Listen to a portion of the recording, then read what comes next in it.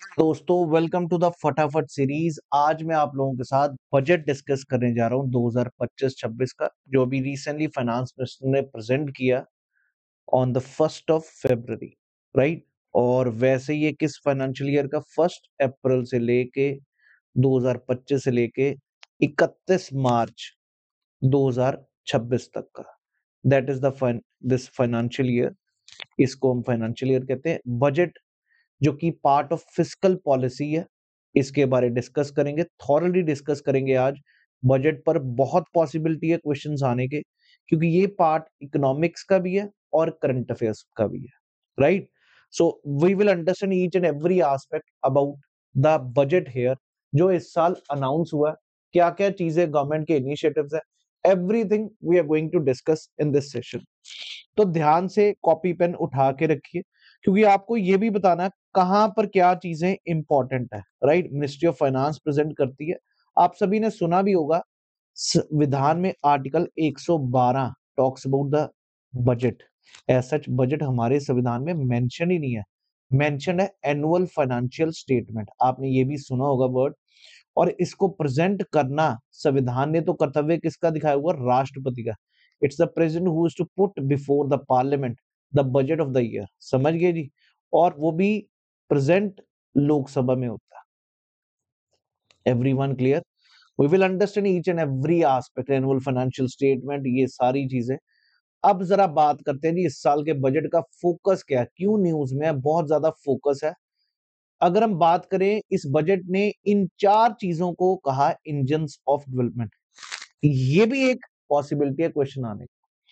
Agriculture, MSMEs, medium small enterprises. ये medium नहीं है भाई, मिनी हो गया, स्मॉल हो गया, micro small and medium enterprises, याद रखिए। फिर इन्वेस्टमेंट एक इंजन ऑफ डेवलपमेंट है, और एक्सपोर्ट्स है। और वहां पर यह भी बताया गया fuel reforms, guiding spirit is inclusivity, और दूसरा डेस्टिनेशन इज विकसित भारत। रिफॉर्म्स लाएंगे, इंक्लूसिविटी रखेंगे, और फिर देश हमारा आगे बढ़ेगा। Country is not just soil, a country is it's people. तो सिर्फ देश मिट्टी से नहीं, इन लोगों से जाना जाता है। और यहीं से क्वेश्चन आपके पेपर 2 में भी आ सकते हैं, सीडीएस एनडीए में तो पक्के क्वेश्चन आएंगे। एस्पिरेशन फॉर विकसित भारत में क्या है, ग्रोथ एक्सेलरेट करनी है, जो डेवलपमेंट होगी वो इंक्लूसिव रखनी है। आपने बजट्स में भी पढ़ा, पहले भी आपने 12th 5 ईयर प्लान में भी बार बार इंक्लूसिव ग्रोथ की बात की है। स्पेंडिंग पावर को बढ़ाना है, किसकी, मिडिल क्लास की। प्राइवेट सेक्टर इन्वेस्टमेंट्स को बढ़ाना है, और अपलिफ्ट करना है हाउस होल्ड सेंटीमेंट्स को, ये फोकस है। ये ज्यादा इंपॉर्टेंट नहीं भाई, ये तो पक्का ही याद रखना। इसके लिए चाहे आप निमोनिक बना के रखो, AIM, एम एक्सपोर्ट्स, तो उससे you can remember agriculture, investment, and then MSMEs and export. Let's now talk about what exactly development measures focusing on. ये स्कीम्स आपने याद रखनी एग्रीकल्चर ग्रोथ के लिए, और यहां पर फोकस किस चीज पे किया गया, गरीब, यूथ, अन्नदाता मींस फार्मर, एंड वुमेन। बीच में अंग्रेजी, बीच में हिंदी, ये भी बढ़िया। पुअर, यूथ, अन्नदाता, फार्मर, और वुमेन। तो यही हमारे शोषित वर्ग होते हैं। मैं कहूंगा कि इस साल बजट में government has tried to focus towards social inclusiveness, right. वो चीज अब हम डिस्कस करेंगे। यहां पर अगर आप देखो, प्रधानमंत्री धन धान्य कृषि योजना, राइट। एग्रीकल्चर डिस्ट्रिक्ट प्रोग्राम बनाए गए, 100 district, 1.7 crore farmers. Mission for crop productivity, 5 year mission to facilitate improvements in productivity and sustainability of cotton farming. Proper cotton पे काफी तवज्जो दिया गया। ये भी पूछ सकता है, mission for cotton, mission for jute productivity, कौन सा इस साल बजट में है, फोकस किस पे है, कॉटन पे, याद रखिए जी। और उसके बाद क्रेडिट को बढ़ाना है, KCC, राइट। तो 7.7 crore farmers, fisherman, dairy farmers with enhanced loan of 5 lakh rupees. National mission for high yielding seeds पे भी फोकस किया गया है, ये भी याद रखना है। हाई यील्डिंग सीड्स समझते हैं, HYV सीड्स, उस पे फोकस किया जाए, और paste resistance and climate resilient ऐसे सीड्स बनाने। तो मतलब आप कह सकते हो जेनेटिकली मॉडिफाइड ही होंगे, right. Then you have makhana board, Bihar में बनाया जा रहा है, क्योंकि मखाना मैक्सिमम प्रोडक्शन ही बिहार में है, इस पे भी पक्का फोकस करें। Set up to improve the production, processing, value addition, marketing and organisation of FPOs। इस पे भी यार, क्योंकि मखाना के ऊपर क्वेश्चन कुछ भी बन सकता है, कैल्शियम का सोर्स है। आजकल हर जगह पर आपने सुना होगा, रिसेंटली आपने सुना होगा, जो जीरोदा वाले फाउंडर है वो भी बात करे कि हमें मखाना पे मेन बिजनेस करना, बहुत आने वाले टाइम पे इमर्जिंग है, मिनरल है, एक तरह का सुपर फूड है ये मखाना। हम खाते रहे, किसी टाइम पे हम शादियों में यूज करते थे, हार बनाते थे इसके, राइट। आज इसकी बहुत ज्यादा अहमियत बन चुकी है, because it's a super food. अब आत्मनिर्भर भारत पल्सेस पे फोकस करना, ये भी बहुत ज्यादा इसमें प्लान में फोकस किया गया। 6 ईयर मिशन, ये 3 दालें हैं, ये भी याद रखना, तुर, उड़द और मसूर।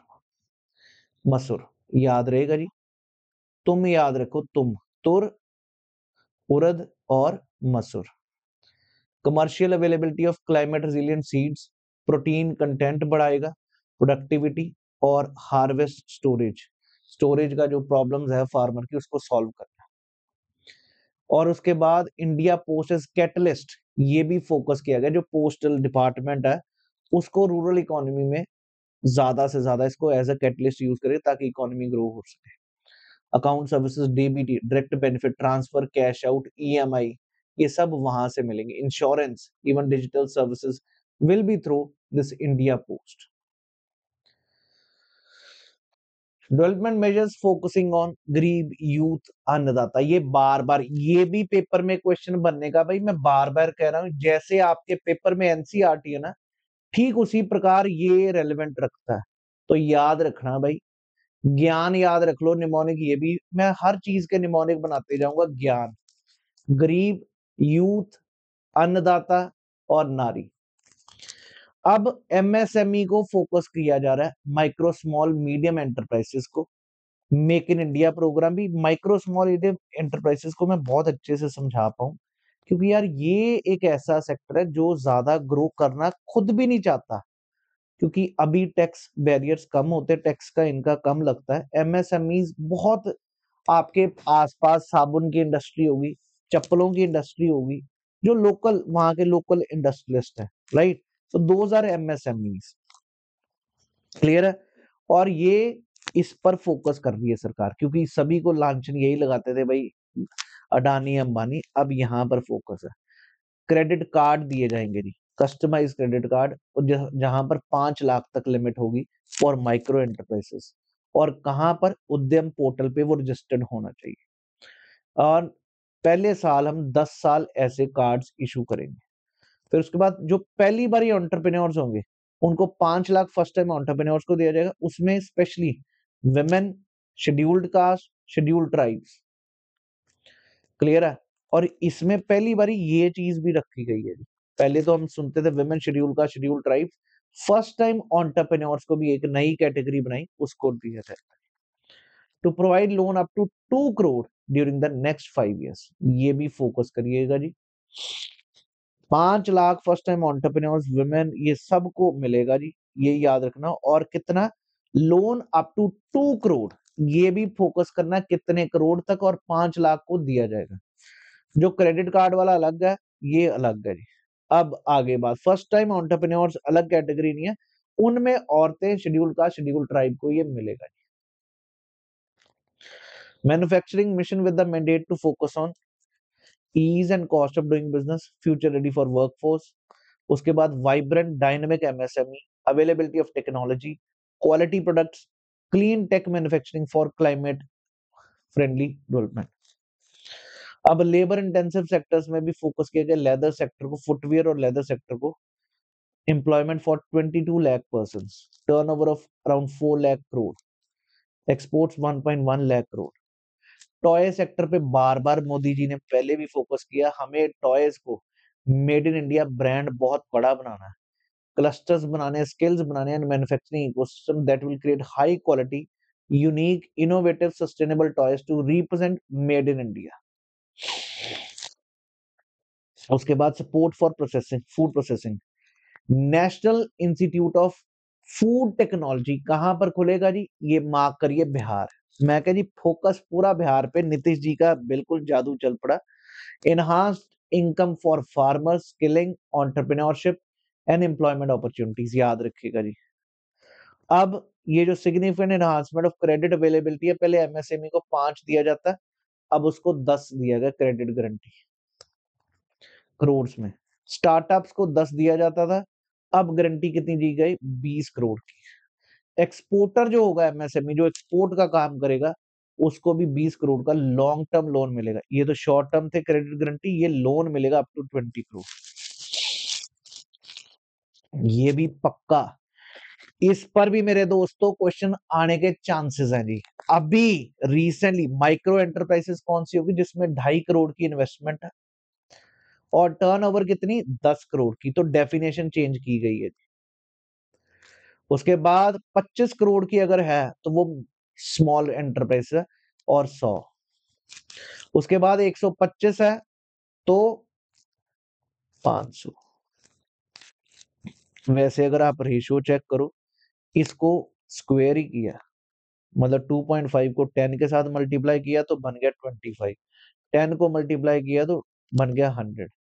यहां पर 25 को आपने 5 से मल्टीप्लाई किया तो 5 ही। भाई कहानी सिंपल है, 10 और सेम ये मल्टीप्लीकेशन याद रहेगा जी। टर्नओवर में 10, 100, 500, एक याद रखना उसमें 2.5, 25, 125 डन। याद रखिए इस पर भी क्वेश्चन आएगा। रिवाइज्ड एमएसएमई क्राइटेरिया का मैं बार बार कह रहा हूं, इस पे फोकस करना है। इकोनॉमिक्स करंट बेस्ड आती है मेरे दोस्त, इसको छोड़ना नहीं है। अब डेवलपमेंट मेजर्स फोकसिंग ऑन गरीब यूथ, अन्नदाता, नारी, मेरे मित्रों इसको छोड़ना नहीं है। ज्ञान याद रहेगा, in people, economy and innovation invest किया जाएगा। किसमें? सक्षम आंगनवाड़ी, पोषण 2.0, ये expansion of capacity in IITs, IITs को और एक्सपेंड करना है। Day care cancer centres in all district hospitals, Bharatiya Bhasha Pustak scheme, digital form language books for school and higher education, digital form में अब हर लैंग्वेज की बुक्स अवेलेबल हो, ये है जी scheme. National centre for excellence for skilling to be setup with global expertise, 5 ऐसे schools खोले जाएंगे। अटल टिंकरिंग लैब्स, 50,000 लैब्स अब बनाई जाएंगी नेक्स्ट 5 इयर्स में गवर्नमेंट स्कूल्स में। अगर आपको याद हो, अटल इनोवेशन मिशन भी है और अटल टिंकरिंग लैब्स भी है, ये दोनों नीति आयोग संभालती है। फोकस क्या है? इनोवेशन पे ज्यादा फोकस किया जाए, ज्यादा से ज्यादा रिसर्च, R&D पे, राइट। टिंकरिंग लैब जो सोचेगा बच्चा, अगर कुछ सोचना, मतलब एक नया इनोवेशन की तरफ फोकस किया जाए, वो है tinkering labs. Centre for excellence in artificial intelligence for education, 500 crore.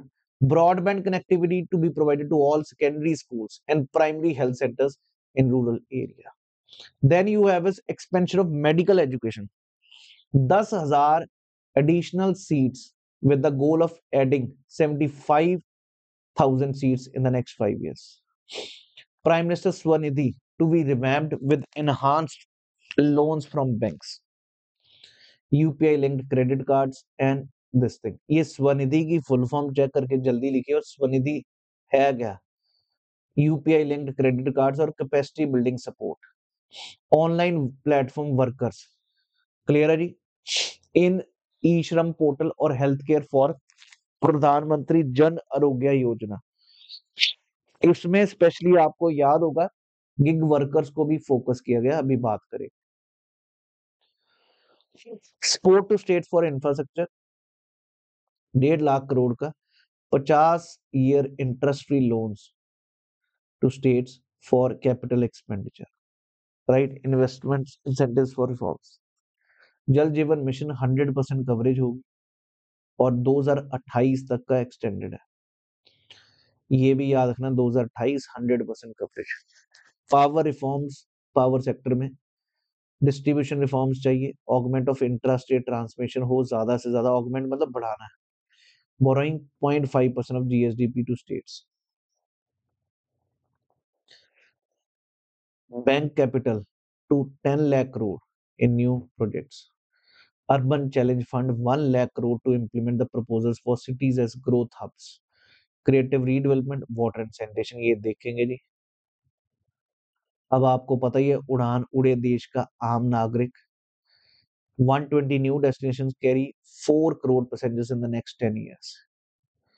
उसके बाद न्यूक्लियर एनर्जी मिशन फॉर विकसित भारत, एटॉमिक एनर्जी एक्ट को और civil liability for nuclear damage act will be taken up, उसको कुछ ना कुछ अमेंड करना और प्राइवेट पार्टनरशिप उसमें इंटरफेयर मतलब लानी है। मैरीटाइम डेवलपमेंट फंड है जी 25,000 करोड़ का, financing up to 49% contribution by the government. Future needs of Bihar, greenfield airport बनाया जा रहा है for western Kosi canal ERM projects. Greenfield airport कहाँ पे लेके आया जा रहा है ये भी चेक करके जरा कमेंट सेक्शन में लिखना, जो जो मैं बता रहा हूँ इस पे फोकस करना है। स्वामी फंड, स्वामी फंड क्या है, 15,000 crore for completion of 1 lakh dwelling units through blended finance. ये स्वामी, स्वामी दी भी फुल फॉर्म चेक करनी है। कुछ भी ये जो बता रहा हूँ भाई पेपर में आना है। टूरिज्म को फोकस करने के लिए 50 टूरिस्ट डेस्टिनेशंस को फोकस करना है with partnership with the states. Introducing streamlined e visa facilities लानी है और skill development programs for our youth. अगला performance linked incentives to states. Mudra आपको पता ही है, लोन दिया जाता है micro small medium enterprises home stage के लिए। Ease of travel connectivity to tourist destination, मतलब टूरिज्म पे भी काफी ज्यादा जोर है। स्वामी पक्का फोकस करना भाई, 1 लाख ड्वेलिंग यूनिट्स पे स्वामी ठोको। अगला people and economy and innovation, prime minister research fellowship 10,000 fellowship for technological research in IIT and IIS. Gene bank for crops germ plasm, second gene bank with 10 lakh germplasm lines to be set up, future food। मेरे प्यारे दोस्तों, ये gene bank दोनों आपने मेरे को search करके बताने कहां कहां पर है, ये भी कमेंट सेक्शन में लिखिए। अगला Gyan Bharatam mission, documentation conservation of our manuscript heritage to cover more than 1 crore manuscripts, national digital repository for Indian knowledge system। उसके बाद national geospatial mission to develop foundational geospatial infrastructure. PM Gati Shakti modernisation of land records, urban planning design of infrastructure projects. R D and innovation 20,000 crore to implement private sector driven research development institutions. अगला बात करते हैं export का, warehouse facility for air cargo, introduction और warehouse for air cargo, national framework for GCC for promoting global capacity centres. उसके बाद Bharat trade net, clear है, international trade will be set up a unified platform for trade documentation and financing solutions। Export promotion mission with sectoral ministerial targets to facilitate ease access to export credit। ज्यादा तो भाई अपने को समझ आया नहीं, इसमें ज्यादा फोकस भी नहीं करना, आगे बढ़ते हैं। ग्रामीण क्रेडिट कार्ड दिया जाएगा जी, जिससे एसएचजी सेल्फ हेल्प ग्रुप्स को फोकस किया जाएगा। नाबफेड partial credit enhancement facility for corporate bonds for infrastructure। KYC registry to be rolled out or rationalization of requirement for speedy approval of company mergers। ये very very important, अब 100% FDI allow कर दिया गया insurance में भी, very very important. पहले 74% था, अब 100% कर दिया गया। क्लियर है, न्यू इनकम टैक्स बिल लेके आने की सोचा है, प्रपोजल रखा हुआ है, डायरेक्ट टैक्सेस को में भी चेंजेस लाएंगे। Light touch regulatory framework based on principles and trust to unleash productivity and employment.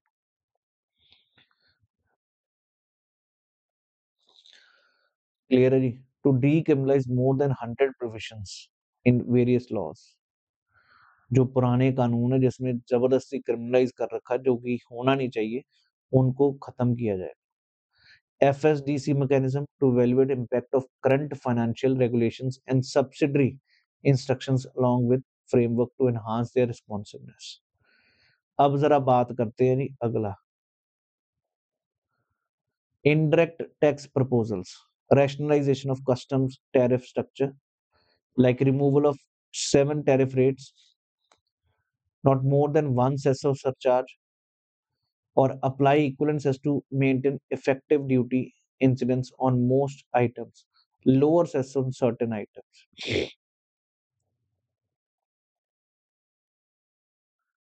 Make in India exemption to open cell for LED, LCD TVs, looms for textiles and capital goods for lithium ion battery. उनको exemption दी गई है। उसके बाद MRO exemption for 10 years on goods with shipbuilding and ships for breaking, extension of time limit for export of railway good imported for repairs. Clear है जी? इसमें तो नहीं, जो जो भाई मार्क करवा रहा हूँ वो पक्का याद रखना है। ये लिस्ट लुस्ट तो पूछने से रहा, आप सभी ने सुना ही होगा 12 लाख तक अब टैक्स जीरो है जी। Determining arm's length price of international transaction for a blocked period of 3 years.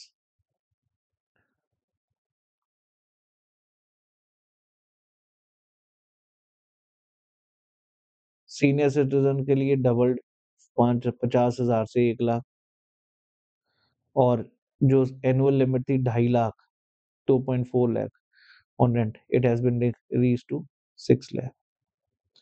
Safe harbor rules, litigation and all.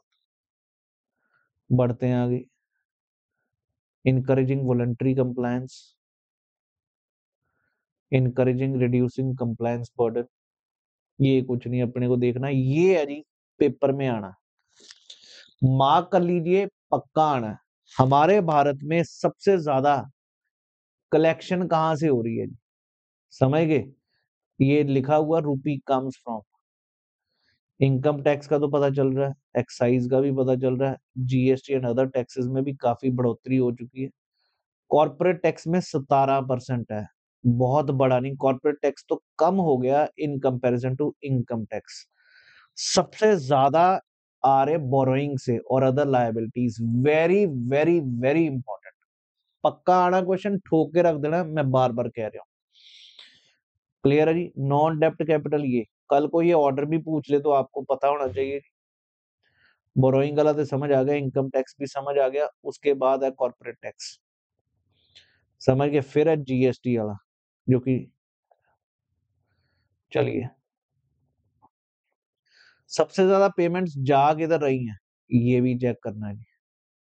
सबसे बड़ा नंबर है 22%, state share of tax, states को जो देना होता है। उसके बाद इंटरेस्ट पेमेंट्स है 20%। उसके बाद सेंट्रल सेक्टर स्कीम्स हैं, स्पेशली डिफेंस पे और सब्सिडीज पे। 16 के बाद अगर आप चेक करो तो 8 8 8 बराबर 3 है, 4 है, डिफेंस भी 8% है। तो भाई ये पक्का याद है, स्टेट्स को सबसे ज्यादा जाएगा। ये बार ग्राफ तो कई बारी पेपर में आ चुके हैं, तो फोकस करना मेरे दोस्तों,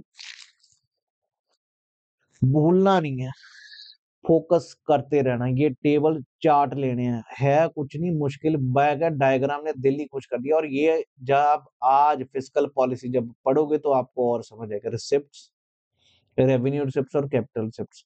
रेवेन्यू रिसिप्ट्स को करंट रिसिप्ट्स भी कहते हैं, मतलब जो आए रहते हैं टैक्सेस के थ्रू जो पैसे आ रहे हैं। कैपिटल रिसिप्ट्स होता है जो हमने उधार दिया हो या कहीं से बोरो किया हुआ वो।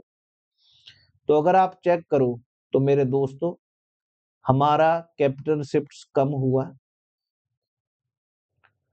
क्लियर है? इधर आप चेक करो रेवेन्यू रिसिप्ट्स, टैक्सेस कलेक्शन बढ़ी है, टैक्स तो लगाया ही बहुत था भाई, कभी इनकम टैक्स, कभी जीएसटी, कभी कुछ, तो टैक्सेस से कलेक्शन बढ़ी है, ये बताना चाह रहे हैं।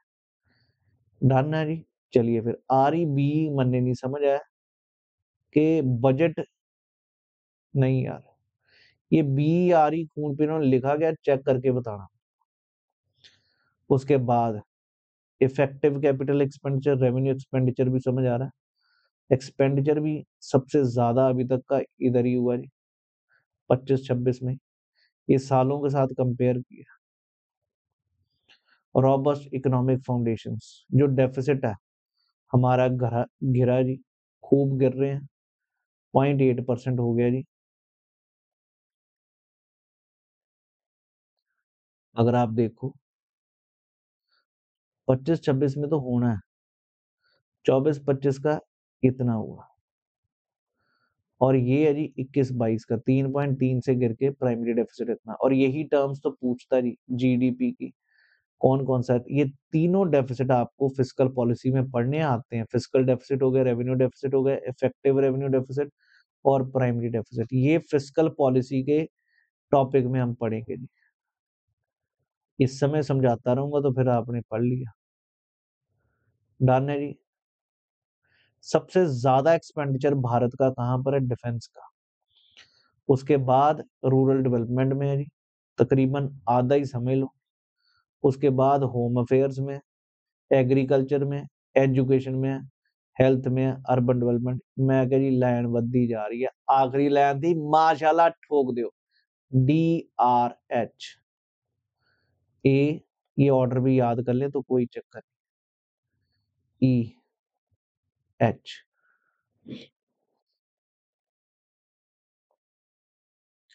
UI।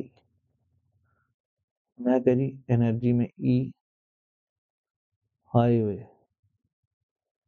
इतना लंबा कौन पड़ेगा, याद ये रखना कि साइंटिफिक डिपार्टमेंट में सबसे कम, सबसे ज्यादा डिफेंस में, फिर रूरल डेवलपमेंट में। इसमें भी सरकार खर्चा अपना कम करने की कोशिश कर रही है, डिफेंस में आपने देखा ही है।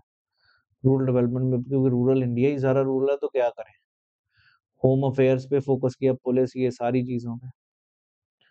उसके बाद एग्रीकल्चर पे, दो तो रूरल ही हो गए, ये चीज भी पक्का फोकस करना मेरे दोस्तों। एजुकेशन आपका 5वें नंबर पे है। डॉक्टर है, हुई, डॉक्टर है, हुई, है ही, हुई। मैं कह रही ऐदा ही याद कर लो और ओके डन बाय कर दो। ये था मेरे दोस्तों, आज हमने बजट को बहुत डिटेल में समझा। वादा आपसे क्वेश्चन यहीं से आने हैं, आने पक्का CDS के पेपर में, इसलिए इस पे फोकस पक्का करना। अगर आपको पसंद आए तो मेरे टेलीग्राम पे पक्का जुड़ना, श्री प्रतीक नाम से। और मेरे दोस्तों इस पे जरूर होशियारी मोड लगानी है। Thank you. जय Hind everyone, wish you all the best.